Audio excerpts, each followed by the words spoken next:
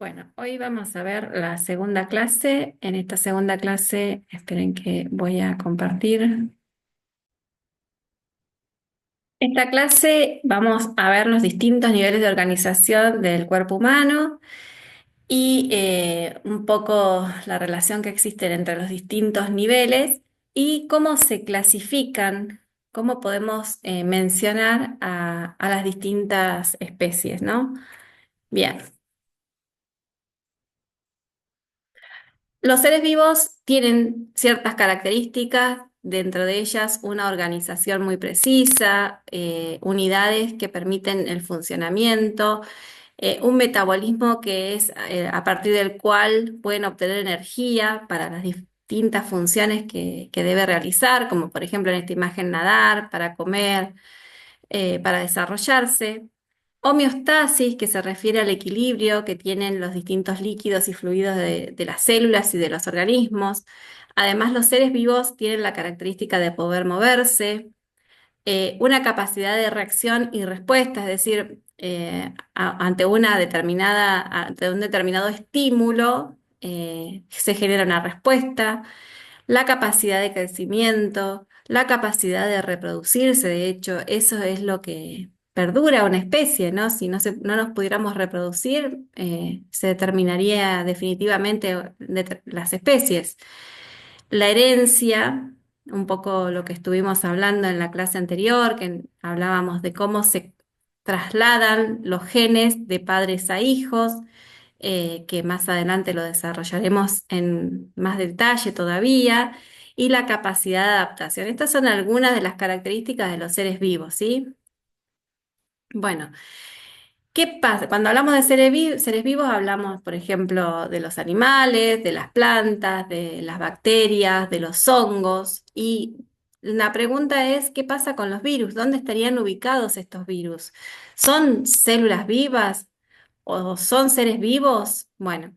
Dentro de los virus tenemos muchos conocidos, muchos que vamos a estudiar, muchos que vamos a analizar en el laboratorio, como el virus del HIV, de la hepatitis B, el virus de influenza, tan distribuido en esta época, bueno, el COVID que nos tuvo bastante preocupados durante un tiempo, rotavirus, entre otros. Hay muchos virus muy frecuentes, muy comunes y otros no tanto, ¿sí? El tema es que los virus son considerados agregados moleculares que tienen, a ver, esperen porque se me fue la imagen, no sé por qué, ahí estamos, que tienen un solo tipo de ácido nucleico, puede ser ADN o ARN, esos son, así se mencionan los ácidos nucleicos, el material genético en sí. Y ese material genético está recubierto por unas proteínas, unas cuantas proteínas, o algunos tienen pocas, ¿sí? En general son bastante simples en complejidad los virus. Em, y pueden alternar en estadios de extracelular o inactivo, es decir, cuando están por fuera de las células, los virus decimos que están inactivos o en forma intracelular, o esta es el equivalente a la forma activa. En realidad, en este caso, por definición, los virus no son seres vivos, porque para que vean esta respuesta, lo vamos a mencionar en las próximas filminas, ¿sí? Vayan pensando en por qué no son seres vivos los virus, a pesar de que generan tantos trastornos en los seres vivos y que incluso sabemos que se pueden reproducir, que se pueden mover, que pueden trasladarse entre distintos seres vivos, pero bueno, en definitiva, no se los considera seres vivos. Vamos a ver por qué.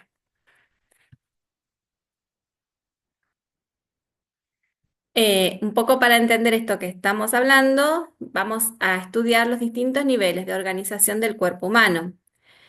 ¿A qué llamamos nivel? A cada unidad mínima que contiene todas las características de ese nivel. Cada nivel en su organización incluye además a los niveles inferiores y a su vez constituye la base para los siguientes niveles, ¿sí?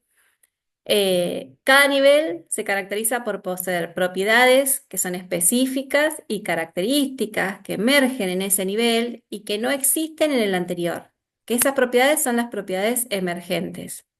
Por ejemplo, la propiedad emergente de la célula es la vida, ¿sí? A partir de la célula se consideran los elementos bióticos, es decir, lo que tiene vida, y lo que está antes de la célula no se considera un ser vivo, ¿sí? Y un poco ahí vamos ubicándonos con lo que estábamos hablando recién, cuando podamos ver un poquito más la complejidad de los distintos niveles. Y un poco para mencionarles cuáles son los distintos niveles, los vamos a dividir en 6 partes: el químico, el celular, los tejidos, los órganos, los aparatos y el organismo. Aparatos y sistemas y organismos. Fíjense que un poco para ir pensando en las definiciones que les dije recién, químico es el nivel más básico, el más primitivo. ¿Qué características tiene? Bueno, que son los elementos más básicos para constituir cualquier otro nivel. Por ejemplo, una célula necesita sí o sí de los átomos y de las moléculas que se forman en este nivel para formar una célula. A su vez, los tejidos tienen unas determinadas propiedades y características, pero para formarse requieren de las células. Por su parte, los órganos también tienen determinadas características, pero para poder estar formados requieren sí o sí de los tejidos. Y así sucesivamente. Por eso es que un nivel es una característica o una complejidad que contiene a los niveles anteriores y a su vez es la base para formar los siguientes niveles. A eso nos referíamos con las definiciones que vimos en la página anterior. Bien, vamos a ir mencionando entonces cada uno de estos niveles. Cuando hablamos del nivel químico, nos referimos a 3 subniveles más, entre ellos el subatómico, el atómico y el molecular, ¿sí? Cuando hablamos del nivel subatómico, nos referimos a los componentes por separado que contiene un átomo. Un átomo está compuesto por protones, por neutrones y por electrones. Estos elementos por separado es lo que consideramos el nivel subatómico. Luego, el nivel atómico está constituido por los elementos en sí. ¿Sí? Ya estamos hablando de los átomos: el átomo de hidrógeno, el átomo de oxígeno, el átomo de carbono y el átomo de nitrógeno. ¿Sí? Cada uno con una determinada cantidad de de electrones, de neutrones y de protones. Todos son distintos en cantidades, por eso son distintos átomos, ¿no? Los átomos también son lo que llamamos los elementos químicos, ¿sí? Si nosotros miramos la tabla periódica, todos estos son los elementos de la tabla periódica. En la tabla periódica está indicado el número de protones. A partir de los protones podemos definir cuántos electrones tiene, porque los átomos están constituidos por la misma cantidad de protones que de electrones. Y por otro lado, la masa molecular o masa atómica, si uno le resta la cantidad de protones que tiene, em, sacamos la cantidad de neutrones presentes, ¿sí? Entonces, de alguna manera, en la tabla periódica está toda la información que contiene cualquier átomo o elemento químico. Nosotros de estos vamos a trabajar algunos para mencionarlos en estas clases, y el año que viene con química biológica van a ver un poco más en detalle algunos átomos y moléculas compuestos por hidrógeno, carbono, nitrógeno, oxígeno, azufre, fósforo, más comúnmente nitrógeno, me estoy olvidando, no, se los había mencionado. Hierro también, bueno, manganeso, algunos elementos que son importantes para la vida, ¿sí? No vamos a ver todo esto, pero bueno, un poco para que ustedes estén ubicados en este nivel subatómico y atómico en este caso. Em, y que de todos los elementos que existen en la naturaleza, solamente algunos son los que vamos a encontrar en el cuerpo humano, que son estos que les voy a mencionar, ¿sí? En esta tabla están los principales elementos que encontramos en el cuerpo humano.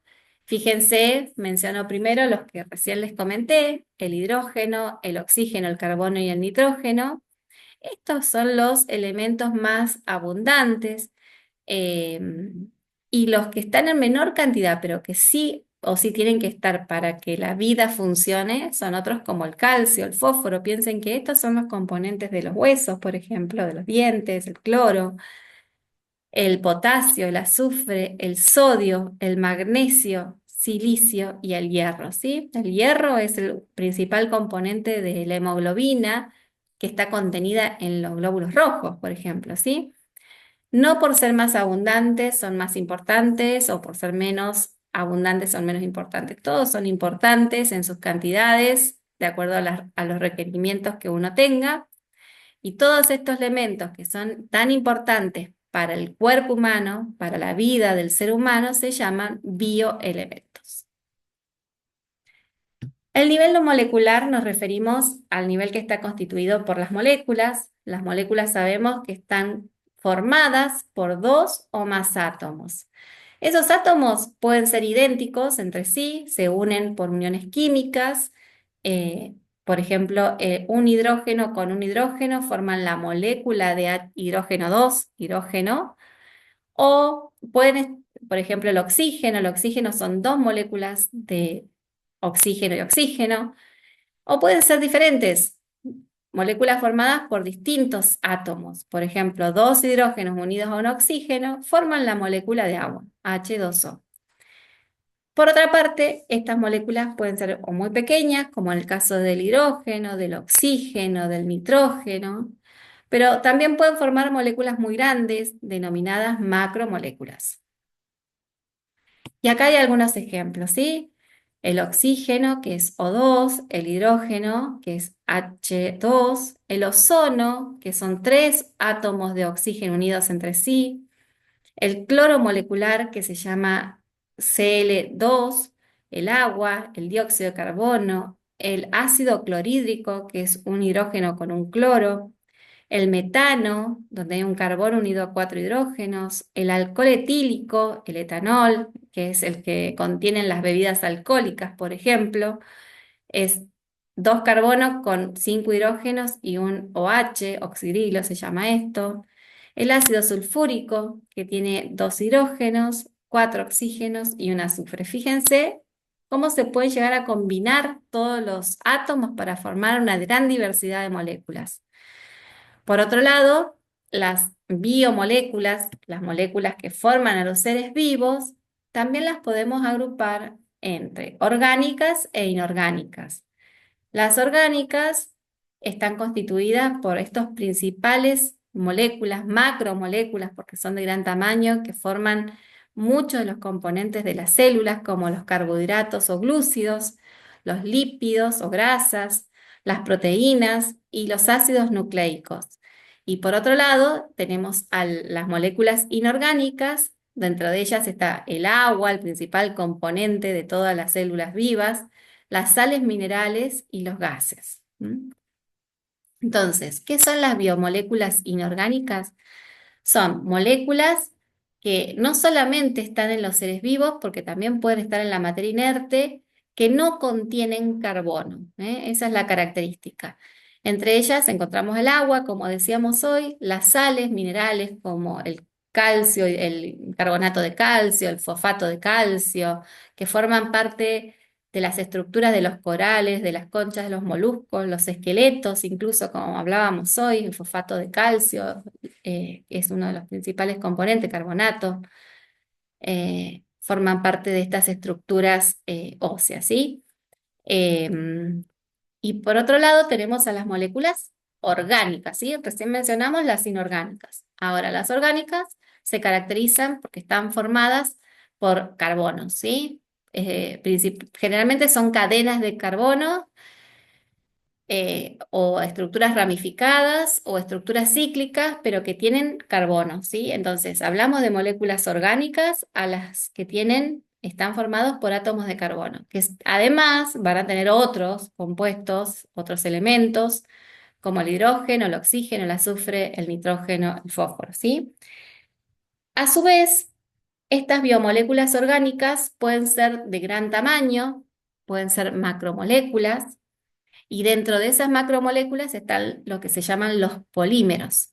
Los polímeros son secuencias de unidades, de determinadas unidades de menor tamaño, pero que se van repitiendo. Por eso se llaman secuencias de monómeros. Los monómeros son esas estructuras que se van repitiendo. Por ejemplo, en los glúcidos, un polímero muy conocido es el glucógeno, que está formado por muchas glucosas. La glucosa es una unidad, tiene 6 carbonos, pero se repite muchas glucosas. Eh, las proteínas están formadas por muchas unidades de aminoácidos. Los ácidos nucleicos están formados por muchas unidades de nucleótidos. ¿Eh? Esos son los elementos que constituyen estas macromoléculas que se llaman polímeros. Entonces, para repetir, los polímeros son macromoléculas que están formadas por la unión de monómeros, donde los monómeros son las unidades repetitivas que después, al unirse, forman el polímero. Esas unidades pueden ser todas idénticas entre sí. Como les decía, el glucógeno son muchas unidades de glucosa. Cada una de esas bolitas es una glucosa. Pero también pueden ser monómeros diferentes. Por ejemplo, las proteínas están constituidas por diferentes aminoácidos. Todos tienen una estructura básica común. Un aminoácido, ya lo vamos a ver, tienen una estructura básica que es muy similar uno de otro. Y unas pequeñas diferencias que los hacen que sean diferentes. Esas estructuras básicas, por ejemplo, tenemos la alanina, la fenilalanina, la cisteína, un montón de aminoácidos que distintas combinaciones pueden formar un polímero. Y si son muy grandes, esos polímeros se llaman proteínas. ¿M? Las proteínas son polímeros de aminoácidos. De esto lo vamos a repetir para que vaya quedando toda esta información, ¿sí?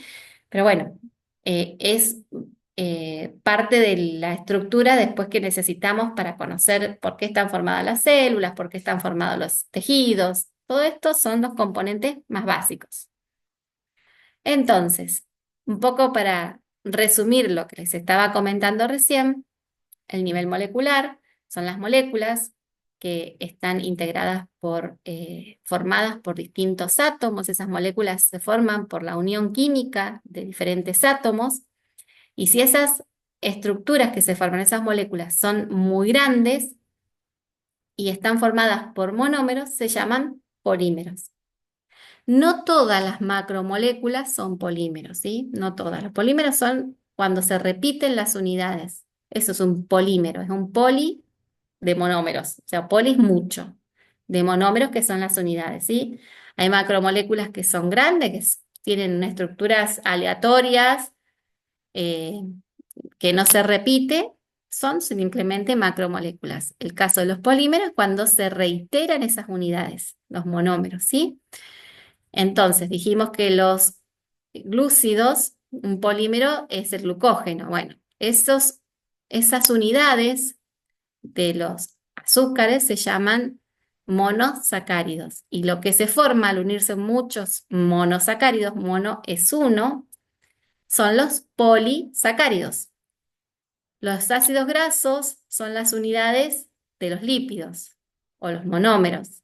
Los aminoácidos son los monómeros de las proteínas, como les decía recién.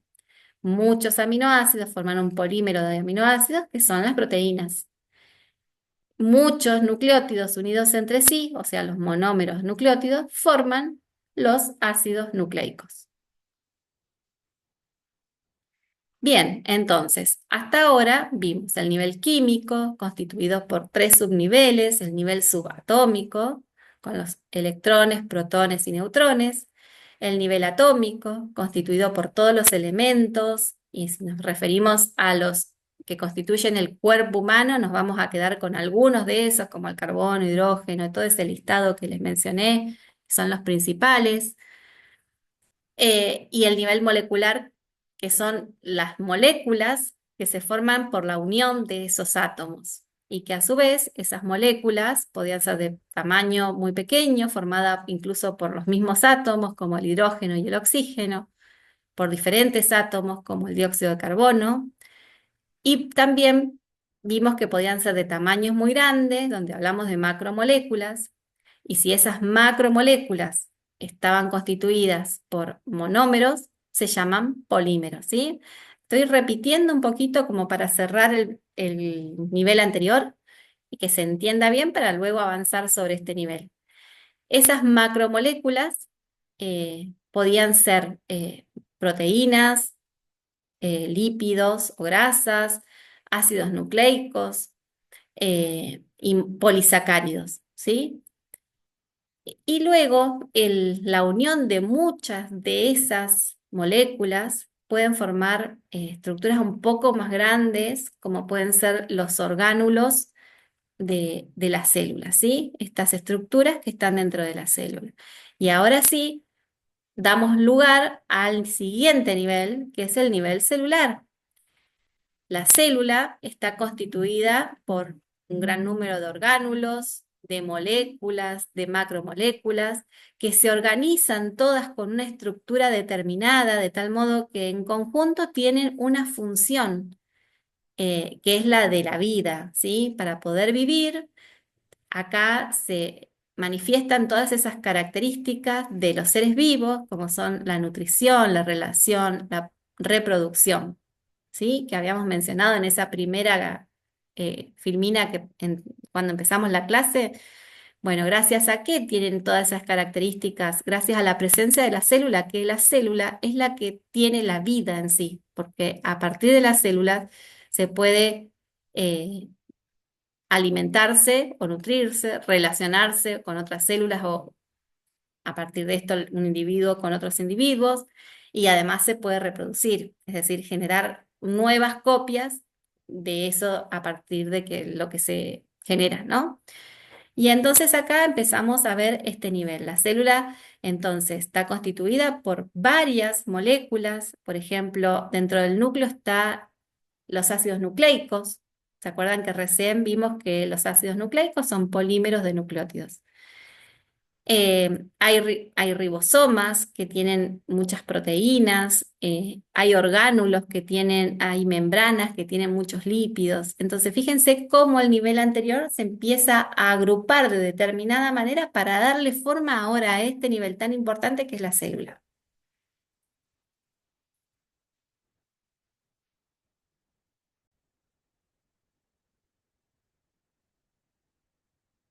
Bueno, y a partir de este nivel, entonces, donde empieza la vida, en sí de esta división que estamos haciendo, se llaman niveles bióticos. Los niveles anteriores, es decir, el atómico y el molecular, son los niveles abióticos. Por lo tanto, decimos que las células son las unidades de estructura y función de los seres vivos. O sea, a partir de la célula existe la vida. ¿M? Em, y de a partir de acá, las células en sí también tienen distintos grados de complejidad. Tenemos células que son muy primitivas, con pocos elementos, pocas estructuras, que son las que se llaman células procariotas. Son estas células que mencionábamos en la clase anterior, que eran las primeras en existir, que en una primera instancia estaban bajo el agua y después pudieron incorporar el oxígeno para su vida, em, pero que hoy en día existen varias de este tipo de células, que son el reino Monera, bacterias y cianófices. Y por otro lado están las células eucariotas, que son más complejas, que tienen núcleo, tienen material genético rodeado por una membrana, compartimentos membranosos, bastante más complejidad, y dentro de esto tenemos a los hongos, a los animales, los vegetales, a los parásitos. Eh, Sabemos que existen unos 200 tipos diferentes de células en el cuerpo humano. Nosotros vamos a poder estudiar algunos tipos de células. Nuestra principal célula de estudio va a ser, por ejemplo, el glóbulo rojo o un glóbulo blanco, un neutrófilo, un monocito. Esas son células, ¿sí? Las vamos a ir viendo cada una de ellas. Son células que forman parte de tejidos de nuestro cuerpo. la sangre es un tejido líquido, que está constituido por todas esas células. Pero además tenemos, por ejemplo, las neuronas, que son las células que constituyen el sistema nervioso, los miocitos, que son las células que constituyen los músculos, ¿sí? Son tan complejas y tan diferentes en sus características funcionales y anatómicas que muchas veces toman nombres diferentes a pesar de ser células. No es lo mismo la célula muscular que la célula nerviosa. Y de hecho, dentro de las musculares, la célula del corazón también es muy distinta o es diferente a las células de los músculos esqueléticos, ¿sí? Entonces, bueno, esta especialización que tienen las células eucariotas hace que tengan y lleven diferentes nombres. Bueno, entonces, haciendo un repaso un poco de todo lo que hemos visto, sabemos que en cuanto a partir de la célula, los organismos se pueden agrupar de acuerdo a la cantidad de células que tienen y a la complejidad que adquieren los seres vivos. Hay seres vivos que están constituidos únicamente por una célula. Estas son las bacterias, por ejemplo, las levaduras, algunas algas, algunos protozoos. Son células que pueden hacer todas las funciones necesarias para poder vivir. No necesitan de una estructura más, sino que simplemente con existir esa única célula se puede nutrir, puede reproducirse, puede movilizarse, puede reaccionar, es decir, que tiene todas las características de cualquier ser vivo. Pero después también hay estructuras mucho más complejas, organismos que son pluricelulares, que no tienen estructuras tan diferenciadas como tejidos, como las algas, los hongos, y también un poquito más complejos los que sí tienen tejidos, pero no tienen órganos, como son algunos musgos, las medusas. Y ya después empezamos a mayor complejidad pluricelulares que tienen órganos, pero no alcanzan a formar sistemas o aparatos de órganos. Estos son, por ejemplo, los helechos, algunos gusanos, son de mayor tamaño incluso. Y finalmente, los de mayor complejidad de todos son los animales, ¿sí? Los pluricelulares que tienen aparatos y sistemas, y entre ellos está el ser humano. Las células, estas, por ejemplo, las bacterias, hay crecimientos de bacterias que pueden hacerlo en forma de colonias, que si bien hay alguna interacción entre las distintas células, no alcanzan a formar ni un tejido ni un organismo diferente, ¿sí? Esto es para relacionar un poco con lo que hacemos en el laboratorio. Estas son colonias que crecieron en un agar de cultivo. Y fíjense que son distintos tipos de colonias con distintas características. Bien, y a partir de la célula, del nivel celular, podemos avanzar al siguiente nivel que está constituido por células, pero por un conjunto de células, y que al unirse estas células tienen una función particular. Por ejemplo, las células que forman el tejido conectivo, las que forman el tejido epitelial, la piel, el tejido muscular, los músculos, el tejido nervioso. Esos son células que se unen y en conjunto tienen una determinada función. Y a esto se llaman los tejidos. Y luego pasamos al siguiente nivel, que es el nivel de los órganos. Los órganos son compuestos que están formados por dos o más tipos de tejidos y que a su vez tienen funciones específicas y que generalmente además tienen una forma determinada, característica. El riñón tiene una determinada forma como si fueran porotos. El corazón, la típica forma de corazón, el cerebro con los dos lóbulos, ¿sí? Son estructuras que tienen una función dada y que tienen una forma dada también.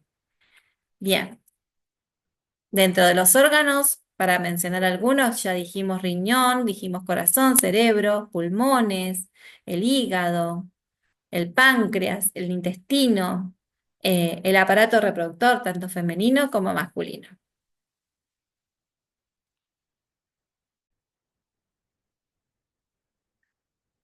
Bien. Bueno, entonces a partir de los órganos pasamos al siguiente nivel, que está constituido por el conjunto de órganos, justamente, que pueden llamarse aparatos o sistemas. Cabe aclarar que son dos términos que muchas veces se utilizan como equivalentes, pero en todos los países de habla hispana tenemos una diferenciación entre lo que es un aparato y un sistema. Se habla de sistema cuando es un conjunto de órganos donde predomina un tejido. Por ejemplo, el sistema nervioso o muscular. En el sistema nervioso predomina el tejido compuesto por neuronas. Mientras, a pesar de que hay otras células, otro tipo de células, pero el predominante es ese, mientras que en el tejido muscular predomina los miocitos, que son las células que constituyen el tejido muscular.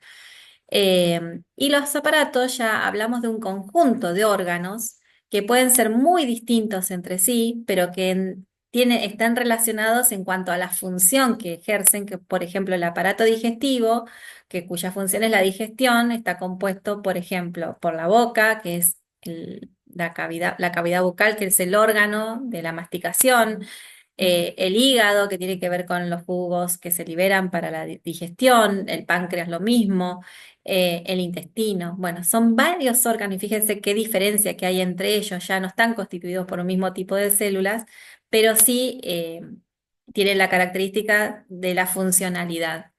Lo mismo el aparato respiratorio. El aparato respiratorio comparte algunos órganos con el digestivo, pero también está constituido por los pulmones, por la tráquea, por los bronquios, que son tejidos muy diferentes entre sí. Y finalmente, el organismo o también individuo, que es el conjunto de todos esos órganos, de todos aparatos y sistemas constituyen el individuo, ¿sí? Un conjunto de individuos de una misma especie, podemos hablar que es una población, ¿sí?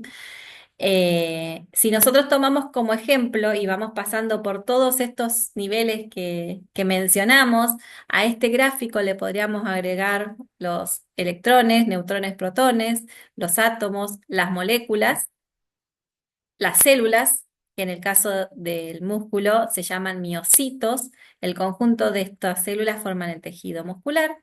El conjunto de ese tejido muscular forman los órganos, que son los músculos, que a su vez, en conjunto, todos los músculos del cuerpo forman el sistema muscular, que en conjunto con el resto de los sistemas y aparatos del organismo forman el individuo, ¿sí?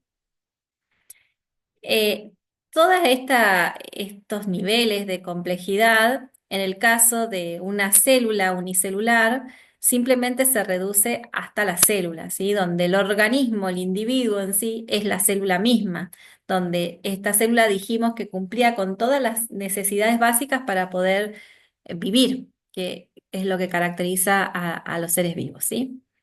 Pero en organismos más complejos, como nosotros, pasamos por todos estos estadios. Bueno, un poco para resaltar además las características que ya mencionamos de los seres vivos, tengan en cuenta que los seres vivos están compuestos por células porque justamente la célula es la unidad funcional y morfológica de todos los seres vivos. Para que haya vida tiene que haber una célula. Los seres vivos tienen la capacidad de crecer y de desarrollarse. Ya en algún momento vamos a diferenciar estos dos términos. Tienen la capacidad de regular los diferentes procesos metabólicos. Si nosotros, por ejemplo, salimos a correr, consumimos mucha energía, transpiramos un montón, vamos a tener sed y después nos va a dar hambre. Esos son mecanismos de regulación que el organismo tiene para poder compensar las necesidades que también atraviesa. La reproducción para poder conservar la especie, la adaptación y la evolución, un poco que hemos hablado un poco bastante, que hablamos en la clase número 1, y el movimiento, tanto de, de los individuos que tienen miembros para movilizarse, como podría ser un animal, pero también los vegetales tienen movimiento, el movimiento que hacen las hojas para poder captar la luz, o el movimiento que van ejerciendo para poder adaptarse a los movimientos del viento. Bueno, Más allá de que sean forzados, esas estructuras van tomando una forma. Fíjense en esos lugares que son tan áridos y que son muy ventosos, a veces los árboles toman la forma de cómo corre el viento. Y eso porque esos árboles se adaptan a esos movimientos y quedan posicionados de esa manera. Eh, y volviendo un poco al inicio de esta clase donde yo les preguntaba, ¿y qué pasa con los virus? Habíamos dicho que los virus eran estructuras químicas que estaban conformados por ácidos nucleicos, tenían o ADN o ARN, que son los dos tipos de ácidos nucleicos que existen, y además ese ADN o ARN estaba rodeado por algunas proteínas. Eso es un virus. ¿Podemos decir que tienen vida? ¿Lo que es un ser vivo el virus? Bueno, un poco por lo que hemos estado hablando, yo diría que son agregados macromoleculares, están formados por varias proteínas y un ácido nucleico, pero no hablamos ni de los orgánulos, ni de las membranas, ni de todas esas estructuras que conforman una célula, que ya vamos a ver bien en detalle todo esto, pero que en definitiva es la base de los seres vivos. Dijimos que los seres vivos parten desde la célula. Lo que está anterior a eso o son agregados moleculares o macromoléculas o como quieran llamarlo, pero no podemos decir que son seres vivos.